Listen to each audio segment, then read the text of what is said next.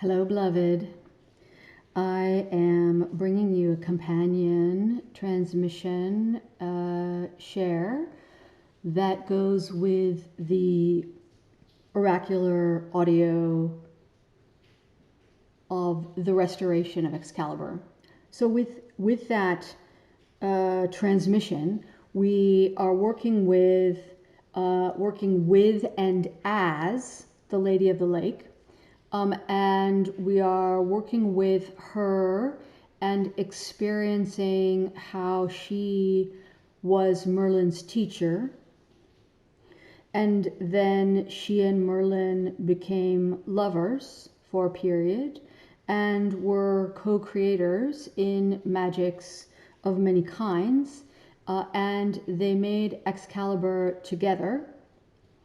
And they made Excalibur to have many levels of impact in the world. And the lady chose Arthur to carry Excalibur and to be the king, to bring harmony to the land of men, and to also bring a rejoining of the land of men back into with the rest of the natural world, including the fairy realms. And so there was this, in the energies of this transmission, there was a double trinity that you may or may not have experienced directly, of the Lady of the Lake, Merlin, and Excalibur, and also the Lady of the Lake, Merlin, and Arthur. And the double trinity was showing as, sorry, just words are hard, was showing as each as a golden triangle, an isosceles triangle, and like a twinning of them, and then they sort of fractalize out, repeat themselves out into many in a way that creates a circle of triangles. And this then becomes three-dimensional. The triangles themselves becoming three-dimensional, and then of course the kind of spherical shape that they are all creating as they kind of open up. And this is useful kind of coding to be aware of. So as you're working with these archetypes, these energies, these avatars, you can and are invited to access within you a fractal of each of these, of the Lady of the Lake, of Merlin, of Arthur, and to move through the various stages of these Excalibur codes being created by the lady with Merlin and then brought out into the world in order to bring that harmony forward, and then ultimately failing to do so for more than a brief period of time, and even then only within the land of men, and then coming back to the lake and being restored and unified with the lake and with the lady and within you. And this is regardless of your sex or your gender or any of that. All of us have these feminine and masculine principles and energies within us and available to us. So now Arthur never got past the weapon stage of Excalibur as a sword, because Excalibur was not just a sword, is not just a sword. The magics, the codes, the Excalibur codes that imbued into the sword were designed to bring this full harmony to all beings. And the Excalibur codes, in fact, are the same as the founder codes. They just were brought through at a certain point in time in which humanity was not able to actually hold the union and the level of harmony beyond the sword level, and even then only for a period of time.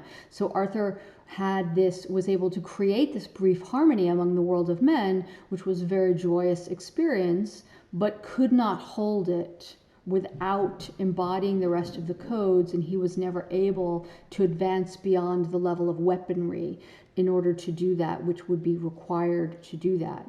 And this is why the power, but even with that, even with the fact that he did not move it past that kind of first level, the power of Camelot still rings so true within our souls that here we are, ages and ages beyond Camelot, and it still rings as a clear clarion call, a bell ringing in harmony throughout the ages, reaching us even now.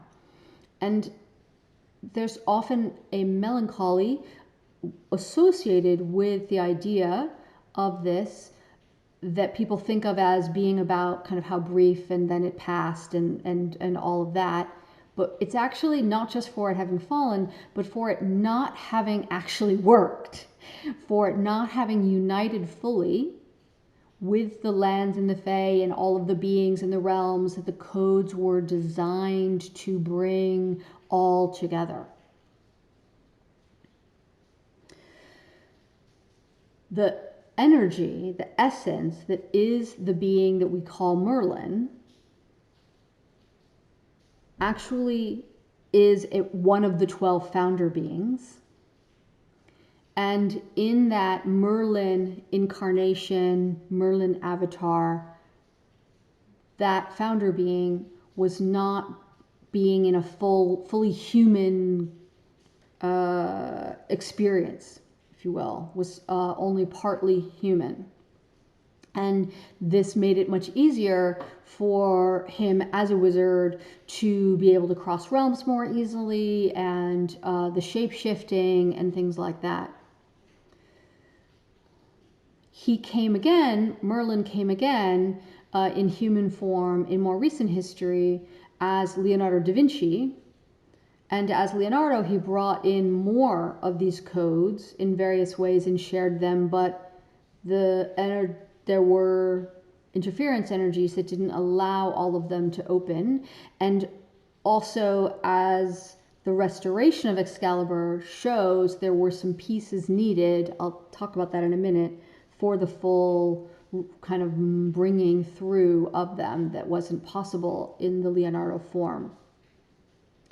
He also came through as Nikola Tesla, and as Nikola brought in even more of the codes in a very advanced level, and was actually kind of then destroyed for it in many ways. And so this is actually another trinity of Merlin, Leonardo, Nikola, and which is useful to some of you. So now, the restoration of the codes now, as we've gone through them, and as you've gone through them in the in that audio, in that oracular audio, or if you haven't yet listened to that, you will go through that. This makes clear now that the codes must come through and be restored within the deep feminine principle within us.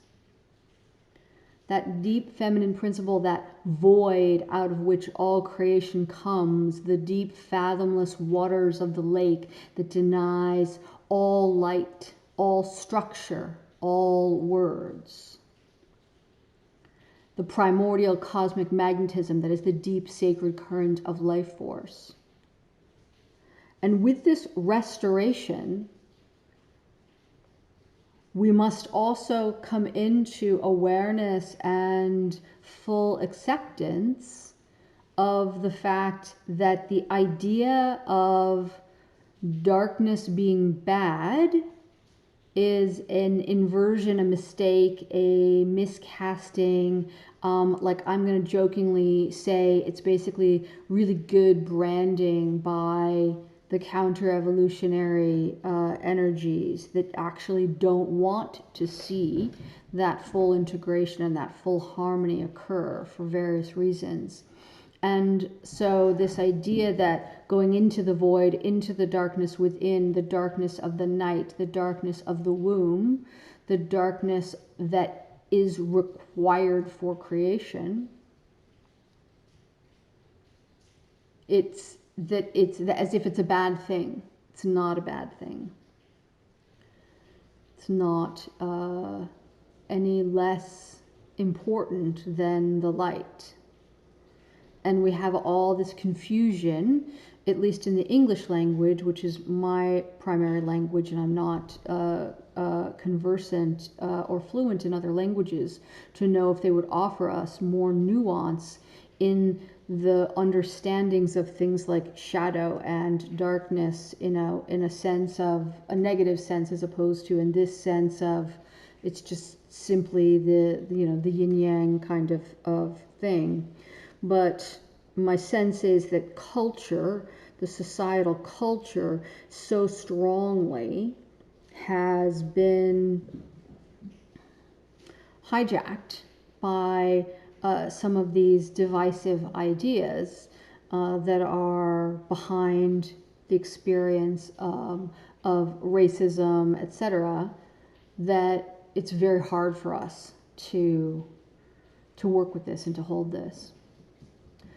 And so bringing us back in here, so Excalibur is then restored to the lady and brought in, added into her central pillar, her spine, and there is sort of a full circle of the codes where they have kind of gone through like a full journey of experience of kind of being created and going out into the world, and with Arthur, who's chosen by the lady to be king and to carry Excalibur and to carry those codes in the world, and Merlin was chosen to go be his teacher in the world for that, and they both actually failed.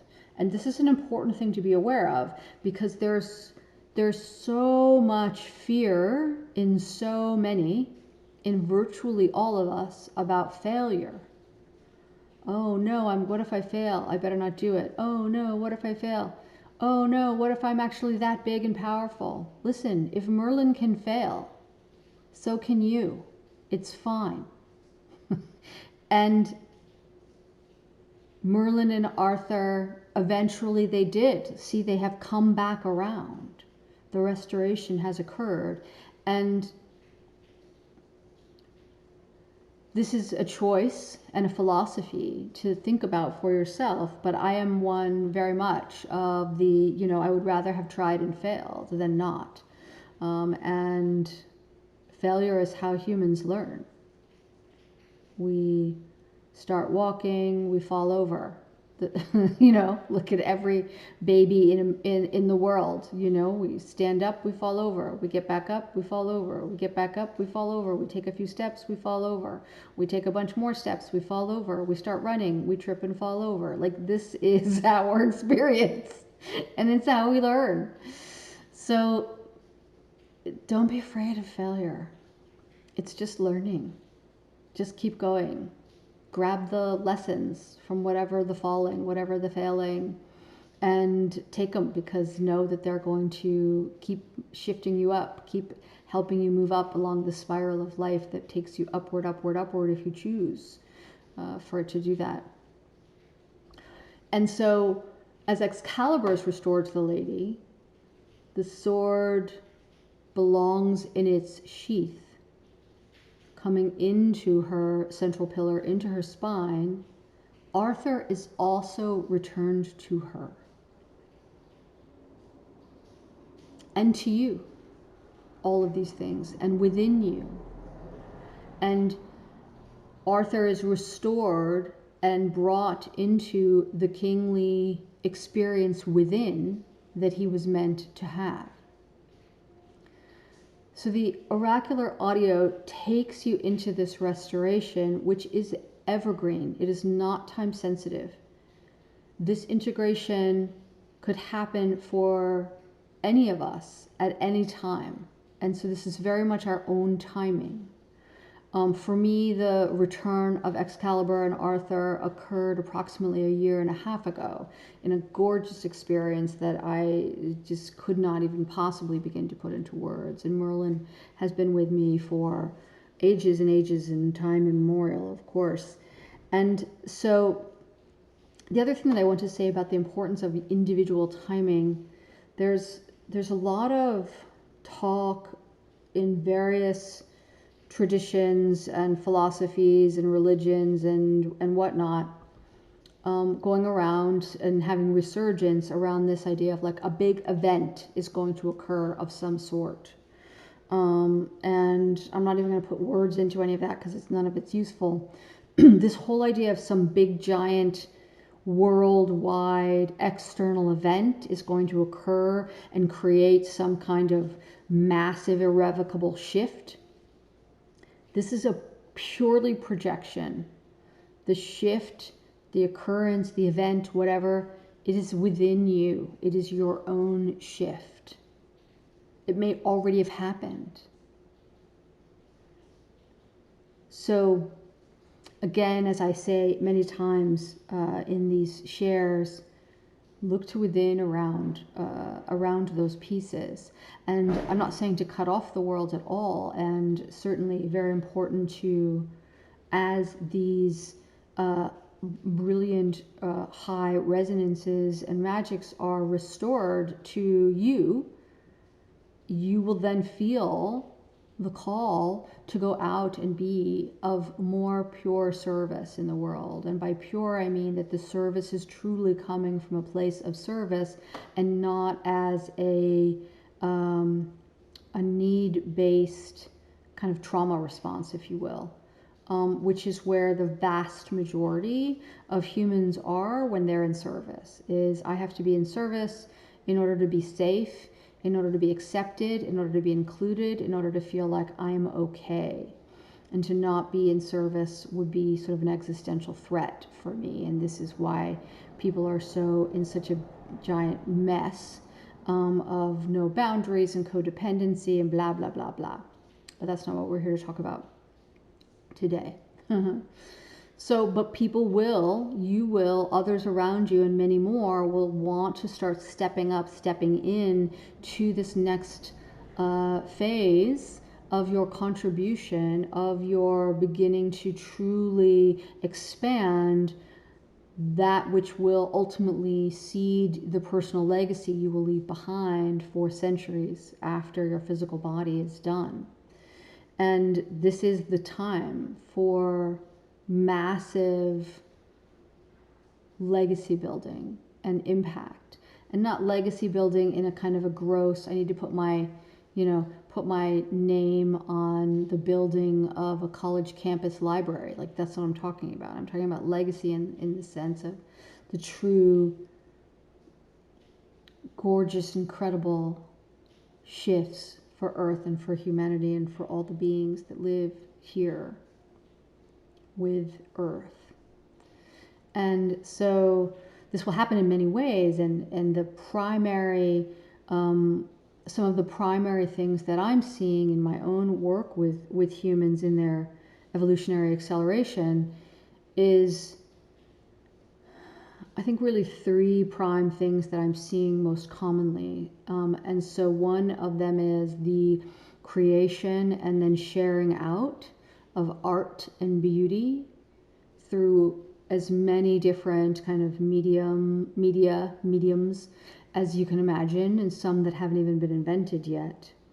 And the importance of different art and beauty as means to open and expand the heart which is really the starting place for accessing kind of the inner star maps or the inner activations, the inner expansions, the evolutionary leap to begin within someone, to begin to make the shift in that way. It's going to be increasingly important, and there are many different aspects and components to this. And then the second is indirect service. So we're going to see a rise in that, and of course, as I've always said, society will come last, which means that within humanity there will be humans who will seek to corrupt and hijack and take advantage of any and all of these expansions as they occur. And so increasingly it's important and incumbent upon us to develop our own capacity for discernment and refinement of resonant alignment with where we want to invest our time, our attention, and our money.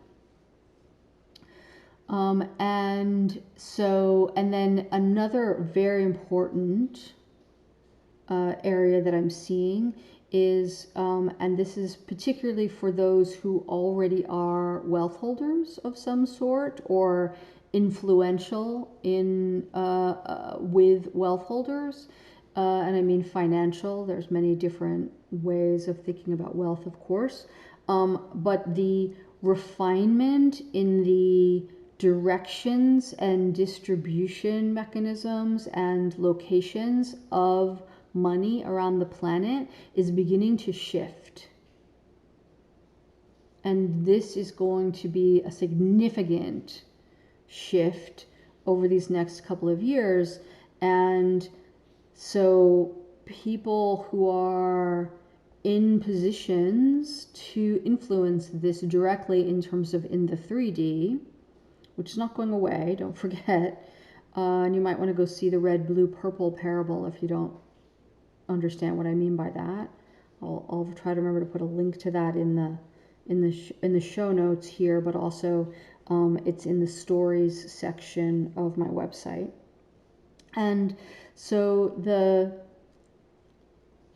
people who are in the position to influence this are also experiencing, waking into the activations and restorations of these Excalibur codes, of the founder codes, bringing in more and more openings within.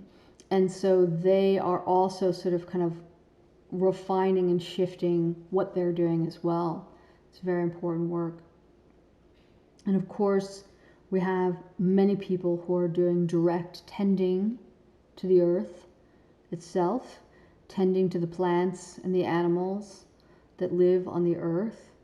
And we have many who are working directly in society to support and shape and fix and correct institutions and policy in various ways, or thinking about culture impacts in various ways. This is very important as well. And then we have many who are primarily caring directly for others, particularly children. And then we have a very important subset of people whose primary kind of quote-unquote work is invisible to the 3D world and is entirely around supporting the energetics of the planet, galactic energetics, collective energetics, and whatnot as well. And this is extraordinarily important, although invisible to most. So I hope that this helps you, and I hope that you are enjoying these materials, and I would love to hear about it if you are. So send me a note, leave me a comment. Thank you for your light in the world. I love you.